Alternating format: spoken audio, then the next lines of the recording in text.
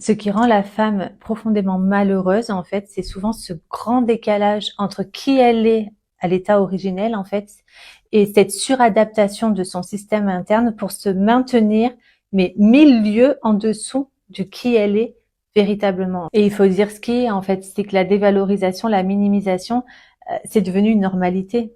C'est-à-dire qu'une femme qui se dévalorise, qui se plaint, etc., on va l'écouter, on va être compatissant. Par contre, une femme qui est droite dans ses pompes, qui avance dans ses projets, qui se dit, je me sens super bien dans mon corps, voilà, je m'assume, etc., on va la regarder avec des gros yeux en disant, mais qu'est-ce qui lui prend à elle, hein, tu vois?